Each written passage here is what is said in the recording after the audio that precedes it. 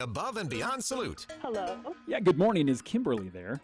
Sorry to bother you. Just wondered if you had a quick second. Sure. Are you a crossing guard? Yes, I am. That's what I thought. It's fun. I learn their names and I make balloon arches on holidays. It's just a good time. We just want to thank you for what you do in our community, and we thought you could use free lunch to Firehouse Subs. I love that. Thank you so much. I appreciate that. The Above and Beyond Salute, sponsored by Firehouse Subs on News Talk KVNU. PTA can help enrich your child's life and learning experience. Join us today. So much of our lives are online today that it's hard to know if we're being scammed. Keep your online information secure with simple steps you can take today. To learn more, go to CISA at cisa.gov/secure our world. News Talk 610 AM, 102.1 FM, KVNU. It's time for the Garden Guide with your host, Mark Anderson from Anderson Seed and Garden. New research suggests that people are more likely to eat vegetables if they have a tempting name. What would life be without homegrown tomatoes? Only two things that money can't buy, and that's true love and homegrown tomatoes. From gardening to landscaping. Today we are going to try and create garden eyebrows. Kind of like the flowers are sprouting directly from your hair. That makes sense. Phone lines are open at 753-KVNU or 800-369-KVNU. Kind of like eating vegetables. It's the Garden Guide, now on KVNU 610 AM and 102 FM. And good morning. We welcome you to the show on a beautiful sunny Saturday morning, and it is going to be a gorgeous weekend. A little cool, Mark. Cool is nice. Cool is good.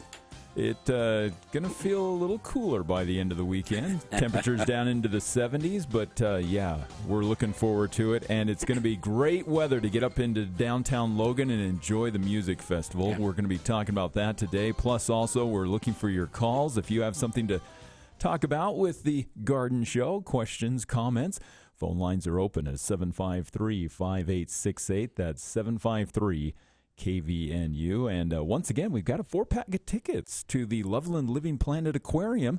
As we've been joking over the last several months, we've been in the process of moving and in cleaning like we've never cleaned before, Mark. We came across a few things and we're like, hey. Since the studio was built. Yeah. You know, we were going back. It's been over 25 years that we have used the KVNU studio. Now, many will remember when we were back up on Main Street, and before that, we were over by the Zions Bank building. And so, yeah, we've moved around a little bit, but for the last 25 years, this has been the location.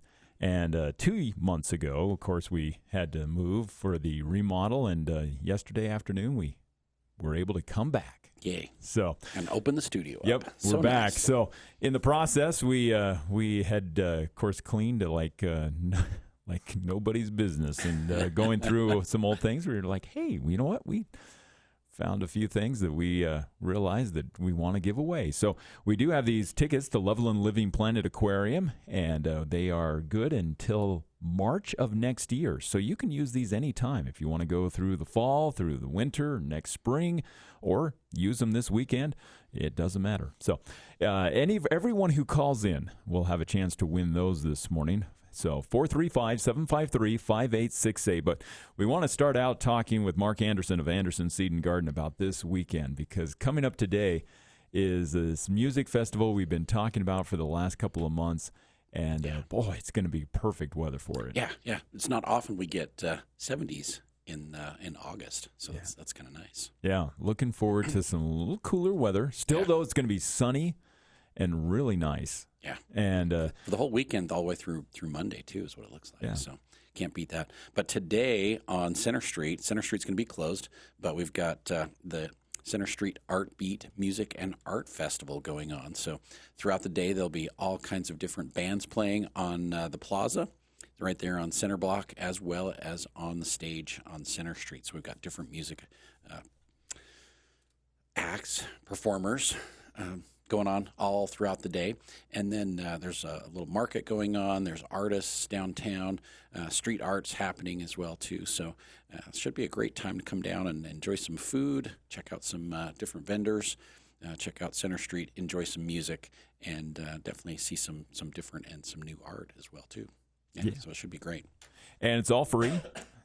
Just coming down, there's, of course, plenty of parking. You can park to the north of Anderson Seed Garden in the parking lot there. You can also park to the south of Center Street, back behind the old Summers videos. Yep. Probably dating myself saying that. It's been a while since Summers has been there. But plenty of parking and just a lot of fun. Just a good old street festival that's going to be taking place with all sorts of art and music, and it's all free. Yep, there's going to be music going on all day long, so it should be fun. And it goes through the evening as well, too. So I think the last act starts around 8:30, and we'll finish up around 10 o'clock. So, a lot of different types of music as well, too. So it's not all the same. So there's always something different going on. So if you take a look at the lineups, there's different acts going on at the plaza as well as on Center Street, and different genre of music and all kinds of different fun things. Yeah, you can go back and forth between both stages. Yeah, exactly. That's the whole idea, is like we've got different things going on in different locations at the same time. So if you go, I'm not a big fan of country music, I'm going to go over here and then maybe get a little bit of rock or some jazz or R&B. Yeah. Got some bluegrass, all kinds of different types of music. Okay. Yeah, so it should be a blast. All right. Yeah. So starting this, I guess the street will probably be closing about. They're probably closing right now. Yeah. And I think the first act goes on at noon. Okay. Yeah, or close to it. So right around noon. So that's when the fun happens. And like you said, the weather's perfect to be outside. It's great. It's not going to be too hot, and by this evening, it should be just like spectacular. Yeah, should be awesome. So if you got a few yard projects like most of us do for today, you tackle those now, and then you've got the whole afternoon to enjoy up on Center Street. Exactly, and there are lots of jobs to tackle right now. There is, especially where it's cooler. Usually this time of year we can't really get after weeds in our lawn, but where we've got 3 days in the low 80s, high 70s, this is prime time for getting after weeds. If you want to get a jump start on the fall, we can really get after weeds right now, and great time to start harvesting things as well too. We picked our first cantaloupes this week. Cantaloupes have been they've been amazing. I think last Sunday we got our first one, and it was awesome. It was really good. Picked another one last night. So it's that time of year. Great. Yeah. Yeah, we've been picking beans, and we've got our corn's just about to come on, and we constantly going out and grabbing some squash because it's that time of year when you're trying to find people to give away squash to.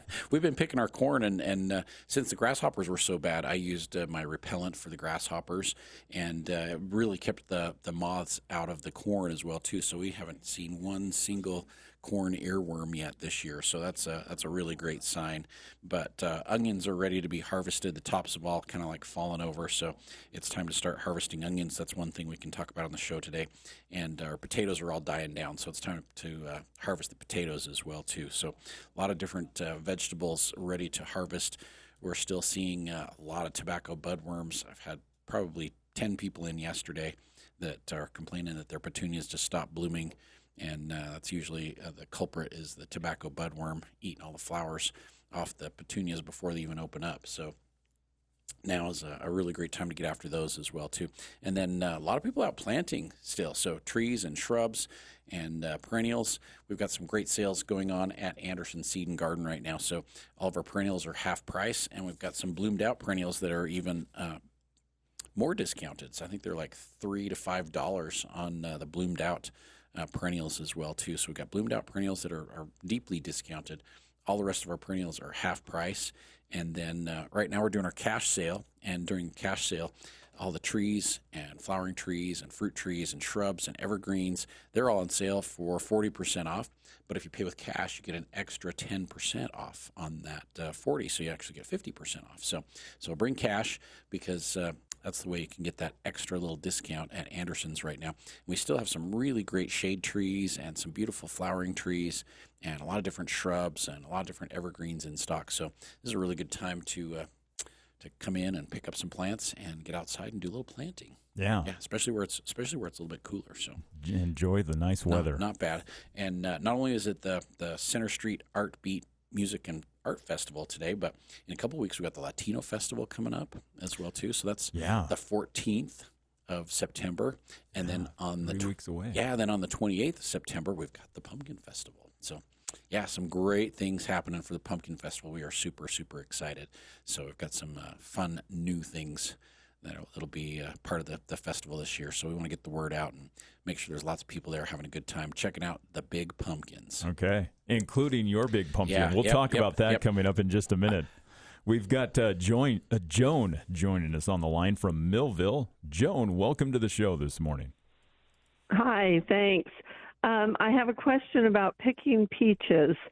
We didn't have any peaches last year, and this year we have a ton. Right. And I'm just wondering to know when to pick them, and also do you pick them all at once?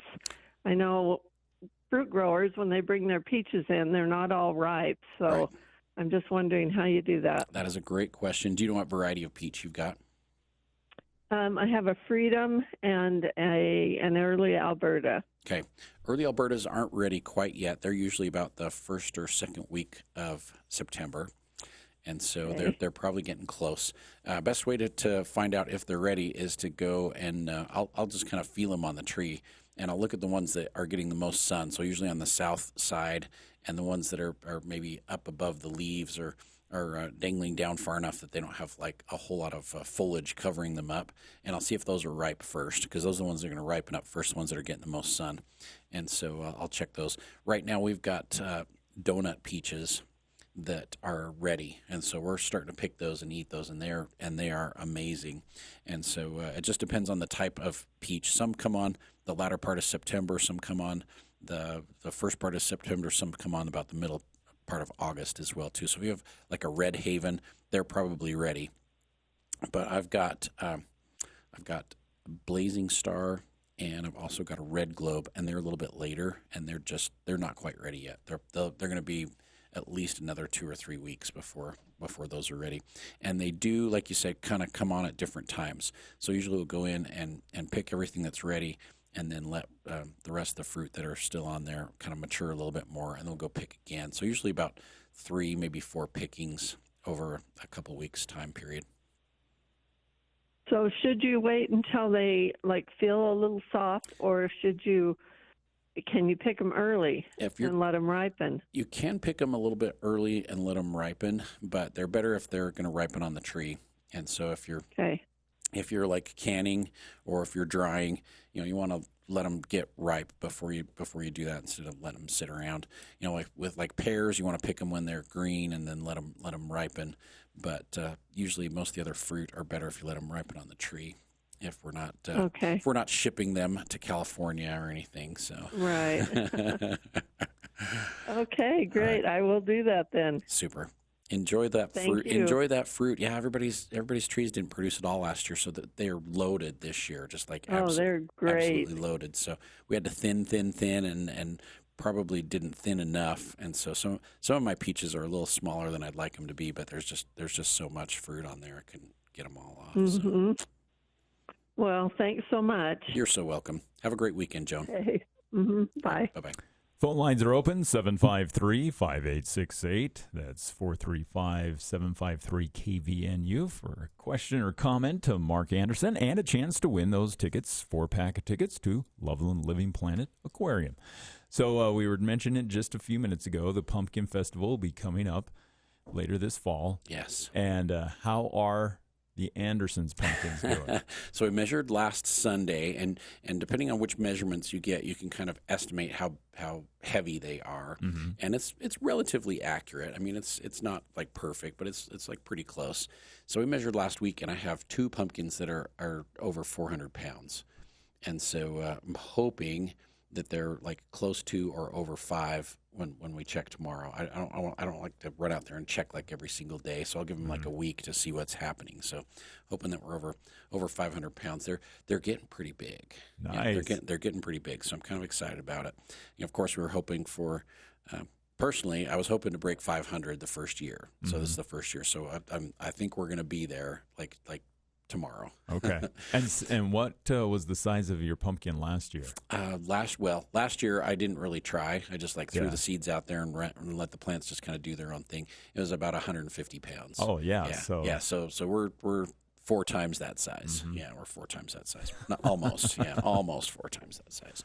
So I think it weighed in at 141 or something. So it was pretty close to that. But excellent. This one is these two are considerably bigger. Bigger. Yeah, we're already looking at how we're going to get these out of the garden when the time comes. So they're getting really big. But I've heard from the growers that there are some really big pumpkins around the state and in southern Idaho. It sounds like one of our growers that's going to come to the festival is going to break the Idaho state record. For the biggest pumpkin. For the biggest pumpkin grown in Idaho. Yep. So it sounds like he's very confident that he's going to beat it by multiple 100 pounds. Okay. Yeah. So we could have a new state record for Idaho at the Giant Pumpkin Festival, and it sounds like we have a couple potential Utah state records that as could well be broken too. Yeah. too. I think the Utah state record is 2,287 pounds. And so if we have a couple pumpkins that are close to that or eclipse that mark, we're going to have some really big. Yeah, we're going to have some really big pumpkins. Big pumpkins. So that would be like extraordinary if we could break both the Idaho and the Utah state record at the same way off. That'd be really cool. All right. That'd be really cool. So some really fun things happening for the Pumpkin Festival. We have more vendors this year. We have a few more food truck options than we did last year. We're going to have more music. We're actually going to have music going on at the plaza as well, too. So throughout the day during the Way Off, you can come and watch the Way Off. But then if you want to go catch some live music, we'll have live music over at the plaza as well, too. Tons of activities for kids. So lots of different activities going on for kids at the Pumpkin Festival, and it will just be a blast. We got free movies going on at the Utah Theater, and it's just a fun place to be. Yeah, it'll be lots of fun. Is it the Great Pumpkin, Charlie Brown? Is that what's on the lineup? We'll do that throughout the day, and then in the evening there's a free movie. I think it starts at 5, and again at 7, and that's Paranorman. Oh, yeah. Okay. I don't know if you've seen Paranorman. Mm-hmm. It's actually a really cute show. Yeah. All right. Yeah, it's a really cute show. We didn't want to do like a total Halloween movie because it's not quite Halloween. Not quite Halloween. Yeah. We're just like doing the pumpkins. So it's kind of hard to find movies that kind of fit in that fall genre. We want a fall movie. So all right. We'll see what happens. It should be a blast. But as I mentioned earlier, my onions are ready for harvest. And I'll bet most people's are too. Usually by around the 20th of August, the tops of the onions are starting to die down. And when the tops of the onions start to die down, that's an indicator that the onions are ready to harvest. And so there's specific things that we want to do to get the onions to like cure properly. Mm-hmm. And so what you want to do is towards the end of this month, 1st of August, we're going to dig the onions up and turn them upside down. So I'll just pull them up out of the ground and try not to damage the exterior of the onion when you're picking them. If they've started to develop that little bit of outer wrapper skin, just leave that alone. Try not to hit them with a shovel or a digging fork or something. Just pull them up by hand and then turn them upside down so that the root system is exposed. So when the root system is exposed to the sun, then it's going to dry that root system up and it's going to stop the growth of the onions. And so turn those upside down, and we'll leave them out in the garden for a day or two so that the bottoms can just dry. Okay. And then after that day or two, leave the tops on them. I'll gather them up very gently. I'll put them in crates or I'll put them in the wheelbarrow and just be gentle with them. Don't bruise them. Don't bump them. And then move them to a warm, dry, dark location. So I'll put them in our barn, but they could go in the shed. They could go in the garage, somewhere. But put them on a fairly dry surface. If you've got some straw or something, that they can sit on, it's going to kind of wick some of that extra moisture out. That would be perfect. But then we're going to leave them for 6 weeks, maybe even 8 weeks in that warm, dry location where it's dark. And then the tops are going to dry up and the strength's going to go back down into the bulb. And then that outer wrapper skin is going to develop. And once you get that nice hard outer wrapper skin, that's a great indication they're ready for cold storage at that point. But usually takes 6 to 8 weeks to get that outer skin dry. And then we'll cut the tops off and then put them in onion bags. And I've got onion bags at Anderson's. We charge like $1 a bag, so they're really inexpensive. They're like bushel size bags. So you can get about a bushel of onions in there, and then you can hang them in your basement so they get good air circulation around the onions. So we will put them in those mesh bags, and it's a thicker, coarse mesh with good size openings so you get that good air circulation. We'll put them in those bags and then put them in your cool storage location. So it should be between 38 and 48 degrees, somewhere around there, and fairly dry, not a high humidity, and that's great for that's like perfect for the onions. Okay. Yeah, great for the onions. But now's the time to start harvesting those onions, because if they sit in the ground for too long, they'll start to grow again, and then you'll get like split centers and sprouts coming up out and of they them. they don't keep as well. So once those tops really die down, that's the time to do it. And by the end of August, 1st of September, if the tops haven't died down, usually we'll go through the onions and we'll just kind of lightly step on the top of the onions to break the tops to get them to stop growing. And then a couple of days after that, then we'll dig them up and turn them upside down. Pull them up. Yeah. So it's not really tricky, but there's some things you can do that will make the onions so that they will keep a lot longer and cure properly if you do it the right way. One of the secrets we found in our house is what you mentioned, hanging them up. Yeah, you got to get them up off the ground. Makes such a difference than just throwing them on the floor or the root cellar or something like that, just hanging them. And even if you buying a couple onions at the grocery store, I caught this one time when I was first married. I walked downstairs and I said, "Honey, why are you putting the onions in a nylon and hanging them from the ceiling?" And she's like, "Hey, it preserves them. It's an old wives' tale, and it works." And it works. Yep, it really works. So just want to get that moisture wicked off the excess around the exterior of the onion, and then the right temperature. And they'll keep for months and months and months. So even some of the onions that are least effective at storage, that taste really good, will keep 2 or 3 months. Okay. And then some of the ones that are made for storage will keep 6 or 8 or even up to 10 months. Longer than that. Yeah, so they'll keep for a really long time. Okay. Yeah, so they'll really keep well. All right. So some great tips on harvesting those onions. We can talk about some tips on harvesting other vegetables coming up in just a second. But phone lines are open at 753-5868. That's 435-753-KVNU. And, of course, everyone that calls in has a chance to win a 4-pack of tickets to the Loveland Living Planet Aquarium. So I mentioned earlier squashes are coming on like crazy. It seems like every day you got to go out and pick another zucchini, another crookneck. Some tips on how to be able to preserve those squashes and keep them as long as possible. Yeah, if you're doing like summer squashes, so that would be zucchini, crookneck, squashes like that, they're a summer squash. And so once they have matured and are ready to pick, and I like to get them while they're young instead of wait for them to get gigantic. So we'll try and get them when they're, maybe 10 or 12 inches long instead of 18 and boat-sized. So you want to get them when they're a little bit smaller. But we will gather those up and just put them in single-use plastic bags.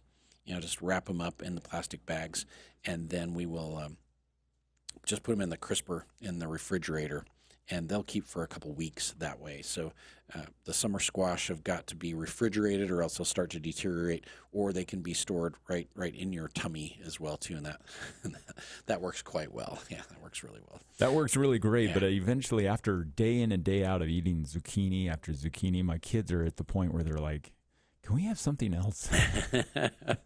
We found some really great ways to grill the zucchinis that taste awesome, and we can always saute them, and you can bake them. You can do all kinds of different things with them. We were frying ours earlier this week. It's one of our family's favorites. So fried is good. But then the winter squash, different story, and those aren't going to be ready probably for another month.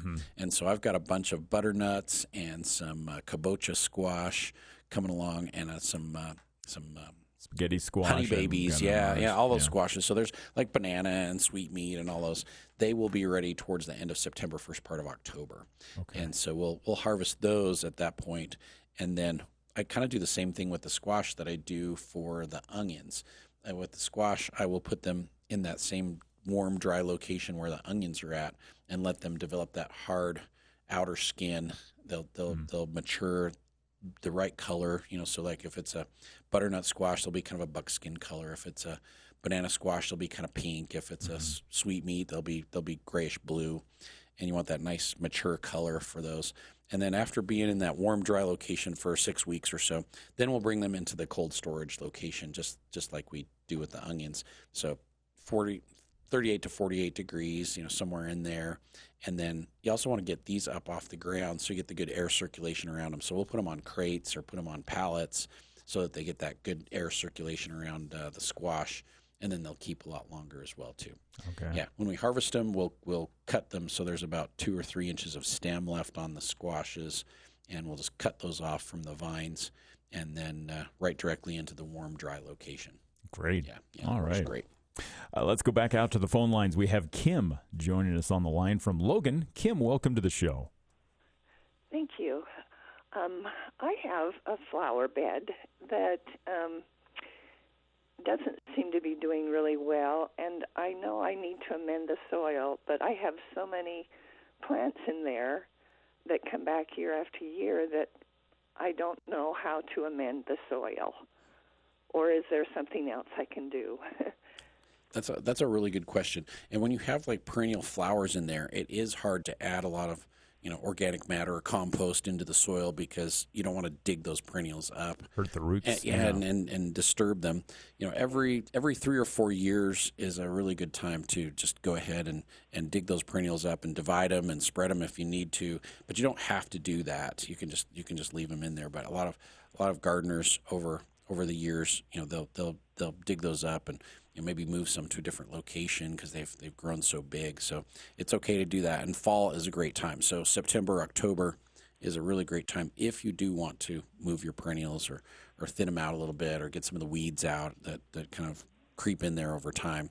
But there are some really great soil amendments you can work into the soil even with the plants there. So I like the soil building conditioner from Kellogg. We carry that at Anderson's, and I really, really like the Garden Max. The Garden Max you can just put on the ground. You only need to put about 3/4 of an inch of the Garden Max, and then you just kind of rake it into the soil right on the surface, and it will condition your soil, and it'll really make your flower beds much more healthy and a lot more nutrition for your plants out there, and it does a really, really great job. So it's called Garden Max, and you don't have to use as much. Okay. And in the flower beds where we've used it, a few years ago, my dad was trying to rejuvenate a flower bed, and it just wasn't working the way he wanted to. And so he was ready to pull all the soil out and put new soil in there. And I was like, Dad, you're only like 91. How about we not do that? That's probably not a great idea. Now let's try this Garden Max and see how it works. And he was pretty reluctant to try it. And finally, I convinced him to do it. So we worked that into the soil. Then he planted his flowers in there that he usually plants in there, and they were double the size of what he had been growing. Yeah, and so he was quite thrilled with it after we used it. But at first, he was just ready to tear all the soil out and start over. And I was like, no, that's too much work. You really probably shouldn't do that. Okay. That's good to know. And I have some sweet woodruff that I have. It used to be under a tree until the tree got blown over. And so now it's in the sun, but it seems like it does well in the spring, but then in the summer it starts dying back, and I don't know if it's a disease or if it just is not handling the sun. The sun, yeah. The woodruff does better in partially shady, full shady locations. So the full sun's kind of hard on it. So if you lost that tree, you may want to move that woodruff to a different location and maybe put a different ground cover in there that can handle full sun a little bit better. Yeah. Okay. Yeah. Okay. All right. Okay. I appreciate all of this. Thank you so much. You're so welcome. Thanks for calling this morning, Kim. Bye-bye. Bye. All right, we've got time to take more calls as we hit the bottom of the hour. We'll get a quick news break and sports break in here and come right back. Vicky's holding on the line with a question about apples, and we can take more of your calls at 753-5868 for The Garden Show. More on the way next.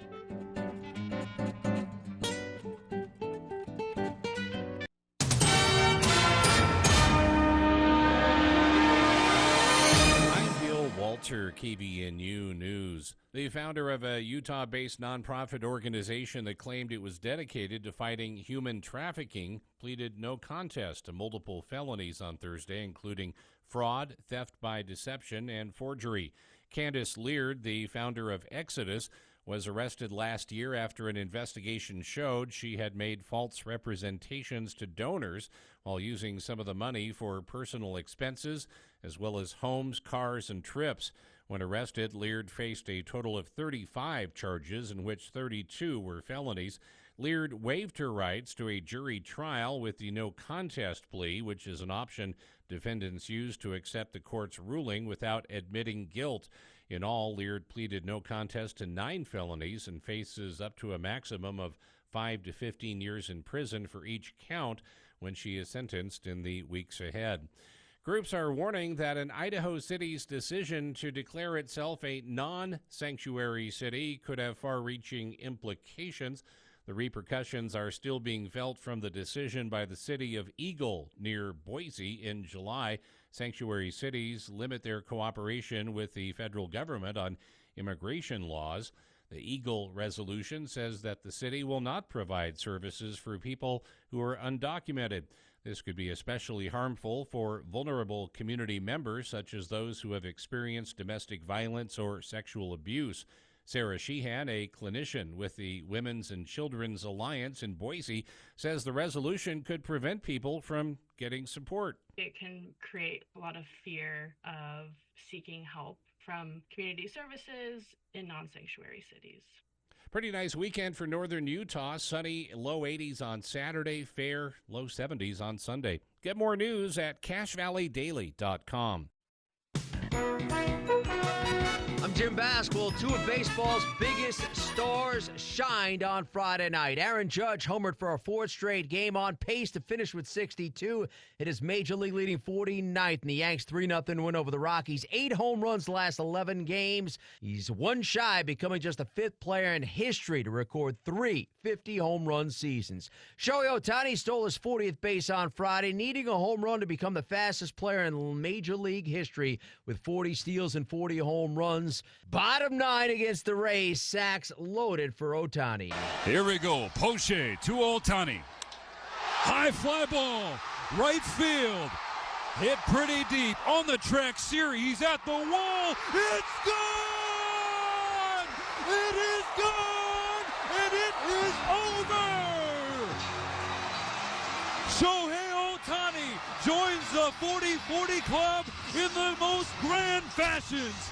A walk-off grand slam. Couldn't have scripted it any better. AM 570 LA Sports. Anthony Santander, granny in the 8th, 0-7-5 comeback over the Astros. A Eugenio Suarez, a grand slam, part of a 3-hit, 5 RBI game. Diamondbacks slug the Red Sox 12-2. Salvador Perez, Hunter Renfroe, 2-run home runs during a 5-run third. Royals best the Phillies 7-4.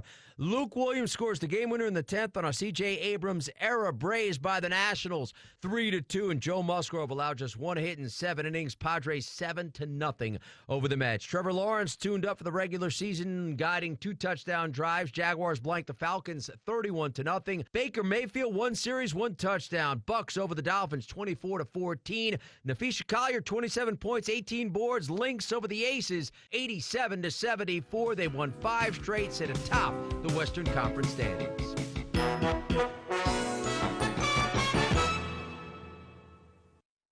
Locker 42 is always ready for game day. This Aggie season kicks off with a cow helmet game. Yes, that's right, a cow helmet game. Get your matching Aggie Cow t-shirt, available now at Locker 42. It's bound to be an instant classic. Locker 42 always features a big selection of Aggie apparel and a wall of Aggie hat choices. Be ready for game day. Find your Aggie Cow t-shirt and other assorted Aggie wear at Locker 42, where true Aggies shop. From gardening to landscaping, it's the Garden Guide on News Talk KVNU, 610 AM and 102.1 FM. And welcome back to the show. It's a beautiful Saturday morning, 67 degrees.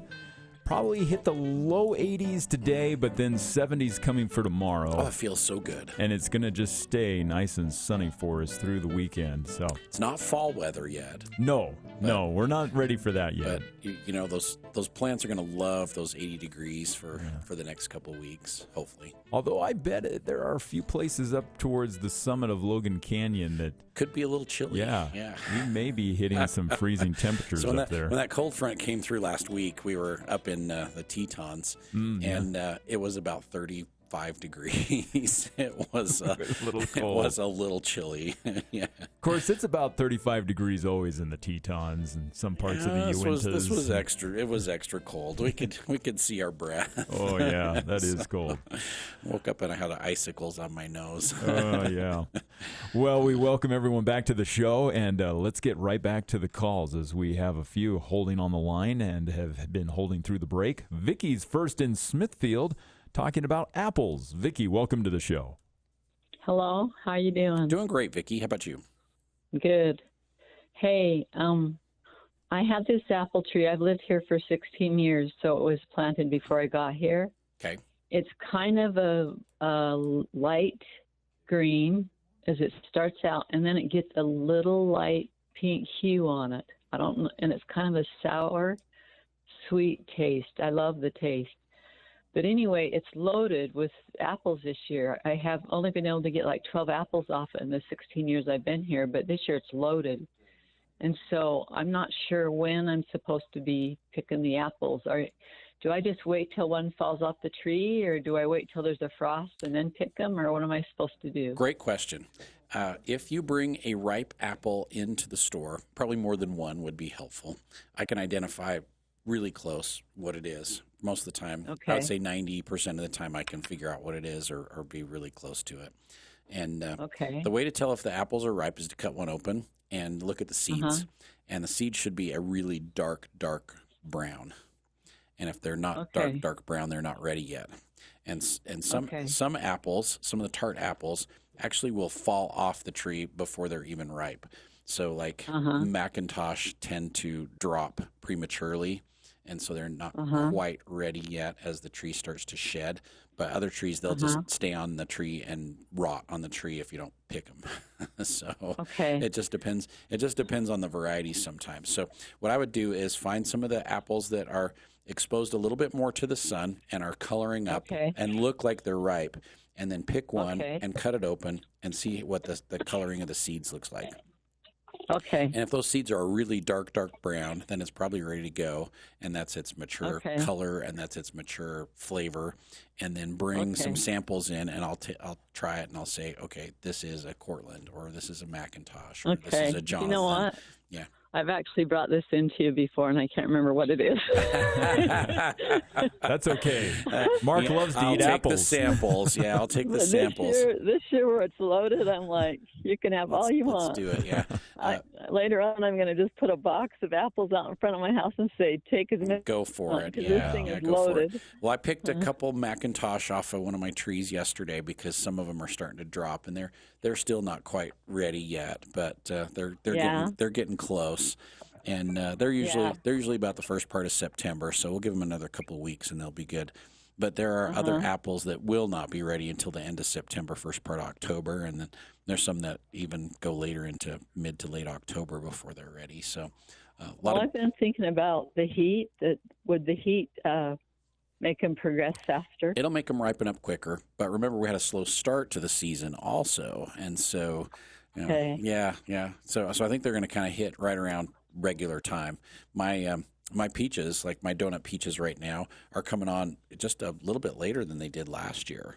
So who knows? We'll find out. Okay, I've already picked the banana squash, and it's ready. Yeah. Usually banana squash isn't ready until the third week in September. Yep. So depends on when they set. And I've got some like butternut squash that are like ready to pick and store right now, and others that are just little green guys that are just coming on. They still have plenty of time to mature. So not unusual to have lots of different maturity times on some of those squashes as well too. Can I ask you something about squash real quick? You bet. So I got 2 banana squashes out of the plant I planted, and I already pulled one because it was light peach, and underneath on the bottom it was white. I think it was ready. And so the other one is kind of an orange. It's not a light peach yet. So do I just wait till it turns light peach and then pick it? I'll usually leave all my squash on the vines until the first light frost, which is the latter part of September normally, sometimes the first part of October. Like last year, I think our first frost was like 15th or 20th of October. It was really late. And that's okay to leave them out there. They won't rot or anything while they're on the vine. And the vine's still alive. If your vine starts to die back, then you may want to like harvest them and bring them in. But I'll leave them out till that first light frost, and that works great. If it's a hard frost, I'll bring them in just before the hard frost because I don't want them to get damaged. And so that will work fine. But right now I've got honey babies, and I've got kabocha, and I've got butternut squash out in my garden, and my pumpkin is eating them up. Like the vines are like taking them over. But I'm just going to leave them out there until the end of September, and they will be just fine. Yeah. Okay. All right. Thank you. You're so welcome. Thanks for calling in this morning, Have a great Vicki. day. You too. You too. Bye-bye. Okay. Bye.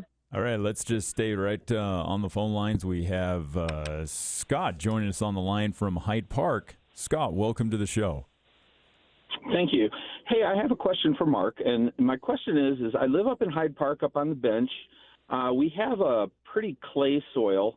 We've been in the house about 3 years. We have a yard with just grass in it, and we'd like to plant a couple of trees.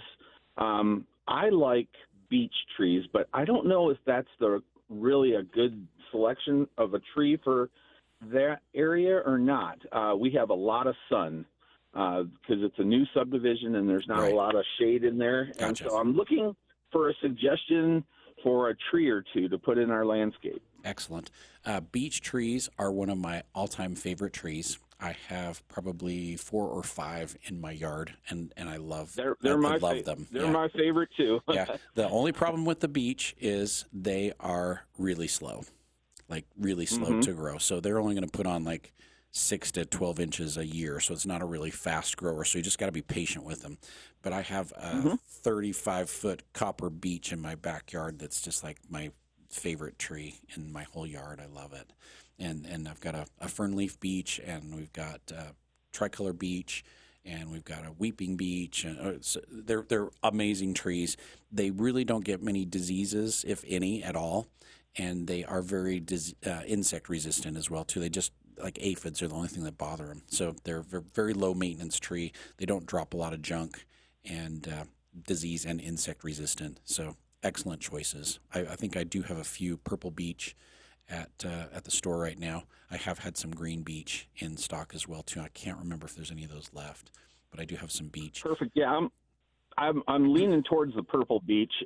They're just really nice trees, and and I just wanted to know if that would work in that kind of area. I mean, we do whatever we can to prep the root area, but that hard clay soil sometimes is tough. It leaves me scratching my head. My neighbor planted a honey locust, and we're getting all the pods and branches and everything else from his tree, and I definitely don't want one of those.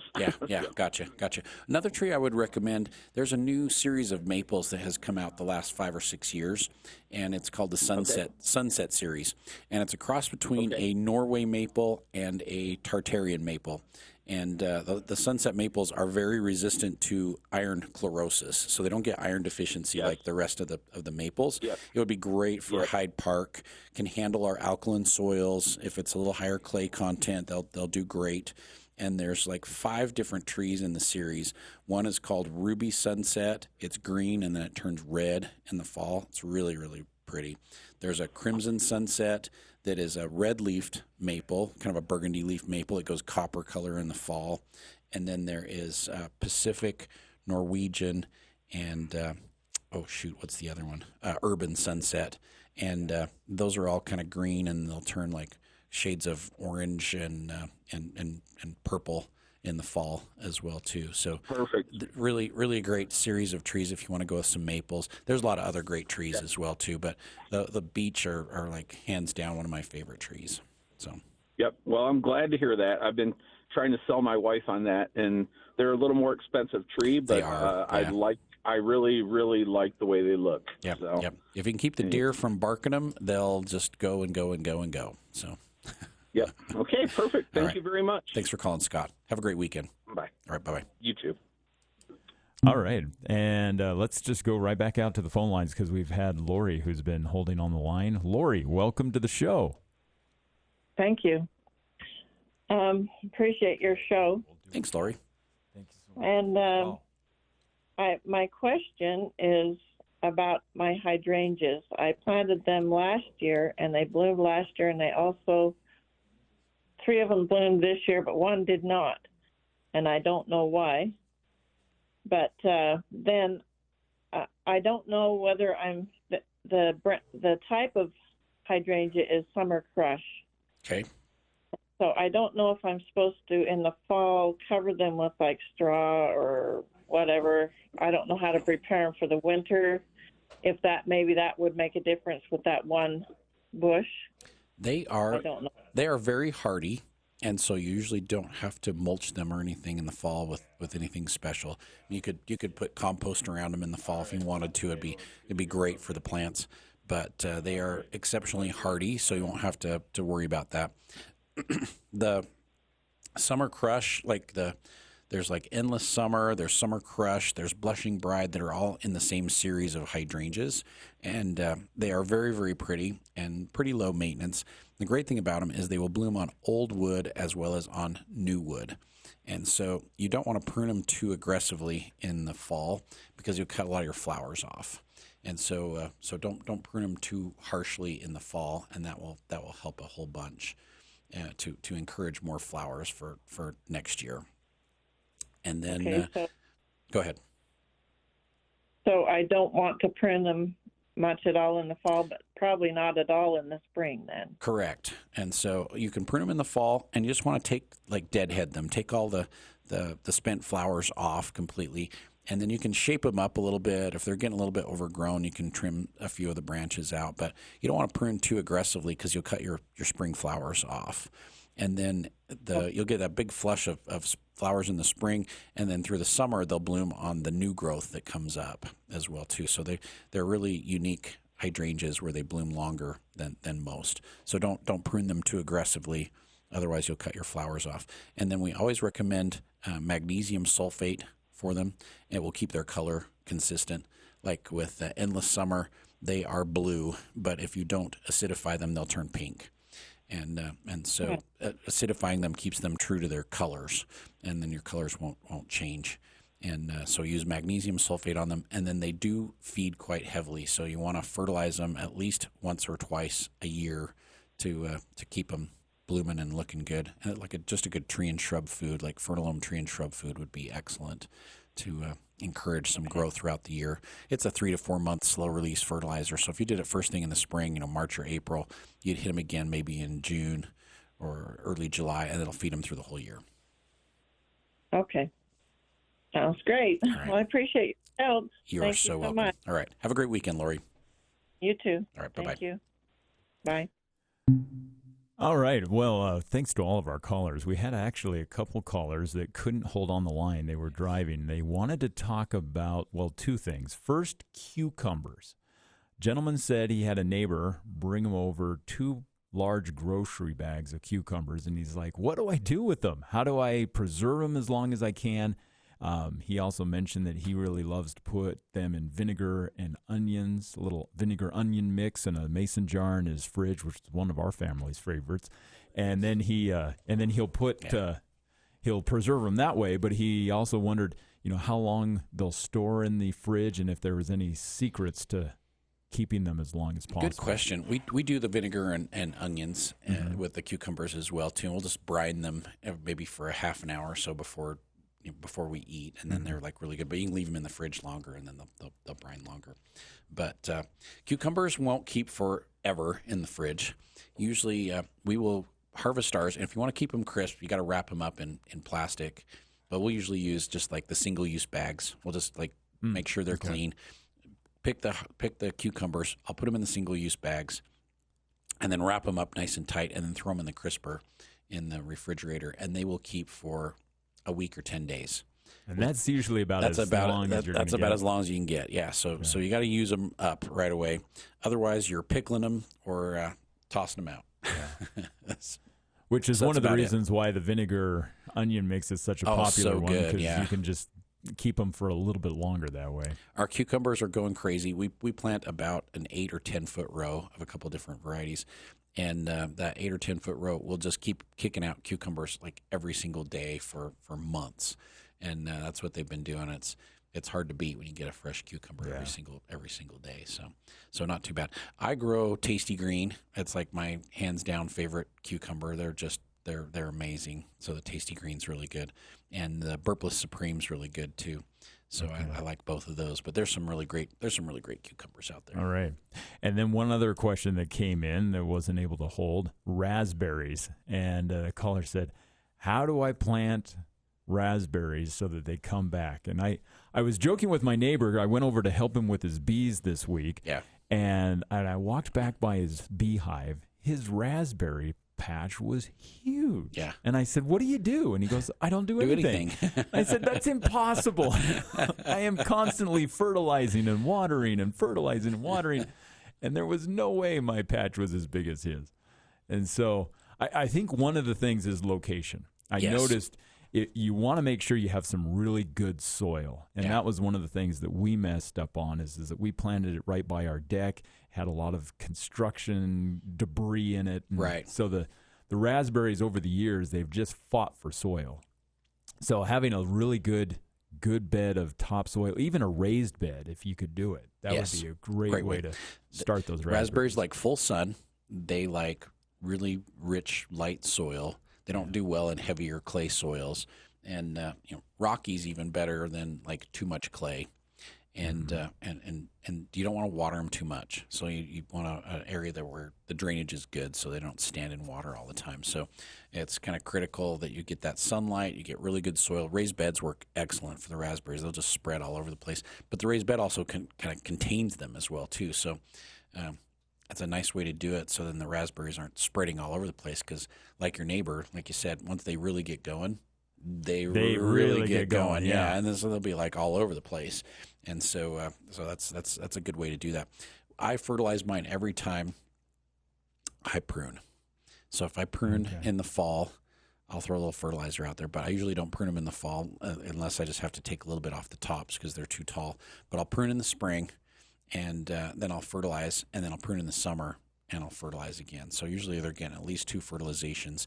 And I'll use a high nitrogen, slow-release fertilizer with iron and sulfur in it. So a lot of sulfur, a lot of iron because they tend to be iron deficient, and that really helps free up the other nutrients as well too. And then they like a lot of nitrogen. If you're feeding them with a lot of nitrogen, they'll grow really tall and they'll spread all over the place. And that's what you want because they produce fruit on all that growth. Yeah. So you gotta feed them. And if you are finding that the leaves are yellowish, kind of crispy, is that usually an indication that they're iron deficient? Iron deficient, yeah. So the leaves will go yellow, and then they'll start to brown up along the edges.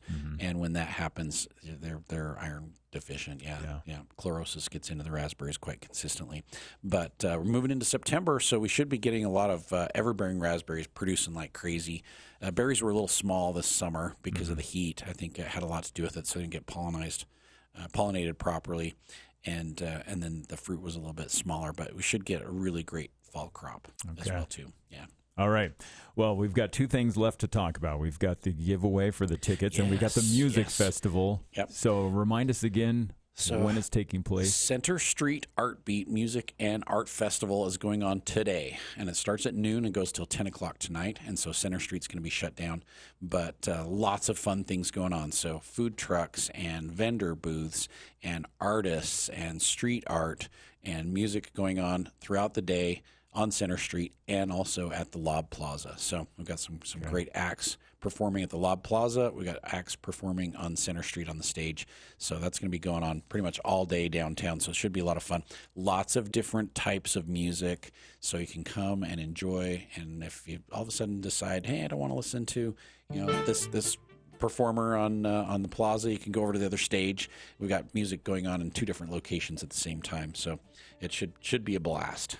Cash sale going on at Anderson's, cash sale. So everything in the nursery is 40% off. So trees, shrubs, evergreens, 40% off. If you pay with cash, you get an extra 10% off. So you can get it for half price if you pay with cash. And our perennials are already 50% off now, too. So perennials are 50% off also. Okay. And I'm rolling the die. You tell me when to stop. Stop. All right. And that is 4. 1, 2, 3, 4. Scott from Hyde Park. All right. We will reach back out to him and get him those tickets. We want to thank everybody for calling in for the show. And garlic. Garlic came in this week. Oh, yeah. So garlic is here. Okay. We've got about 14 varieties right now, and I got 7 more coming. So, all right. Great. Well, join us next week again for the Garden Guide here on KVNU. That is rapidly spinning out of control. Get it all here. News